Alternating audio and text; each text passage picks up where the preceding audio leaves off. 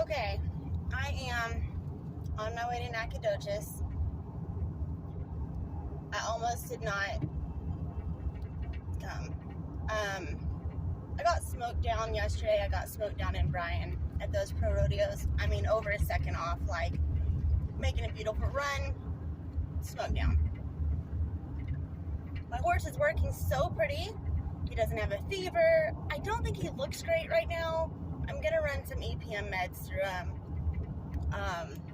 But like you know your horse, and I know when he has like EPM symptoms, and other than just kind of looking like dull right now, which I can't tell if it's the weather because like it keeps getting hot and then cold. I don't know if they know like to shed off, and it is like the wormy season, so everyone's getting hit with dewormer right now, and sometimes they get a little like for a little while before they get better after you deworm them. And usually within 2 weeks of deworming them, I feel like I can see a difference. And he just got dewormed last week,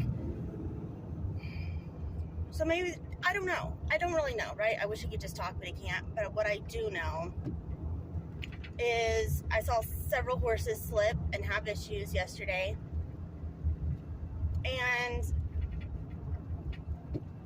Spencer does not have ground trouble typically. He is so dang smart. I've always appreciated that about him. All of my friends know that like if Spencer slips, it's a thing, because I think he slipped once his career, 8 years. No joke. He just reads ground so dang well. And I went through this. It's jerky.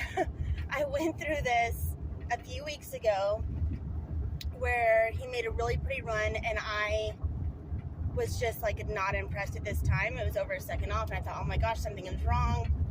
And then I went to the Elite in Waco, 750 entries. He runs, top of the 2D. Just a beautiful run. Really nice.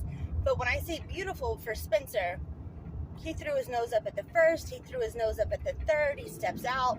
Those ugly runs, those incorrect kind of stepping out and blowing off the barrels, that's when he's firing. That's when I know I'm about to clock. When he's finishing every turn and he looks really pretty, it's not fast, and it never has been since he was a colt. That's just something I know about him. And so a lot of times when he is working really pretty, he's being very careful with his feet. Too careful sometimes, because the ground is okay, and then sometimes maybe he's got a good read on it. I don't know, but what I do know is I prayed a long time ago that if I had to choose between my horse's soundness in rodeo or my health in rodeo, that it mattered more to me to have a sound horse than pulling a check. And it mattered more to me to go home to my babies than to pull a check. And so I woke up this morning not wanting to come, and then I realized you're being so fucking hypocritical and selfish, because this horse would do anything to keep you and himself safe. And if he didn't feel like it was the right thing to do to go in there, and he turned a beautiful first barrel, and then after that it was like, trust that and do what you said you were going to do a long time ago, and don't get so caught up in the times and the placing right now. If your horse tells you, I'm going to be careful, and that means you get to freaking go home with a sound horse to your babies, then you just shut up about it and go to the next one. And so I'm going to the next one, and I'm going to stop being such a fucking crybaby. So there's that. And yes, my horse will get those meds run through him, but the chances are it's probably not that. He probably was just being careful, and I was being a brat. So there's some self-reflection for you.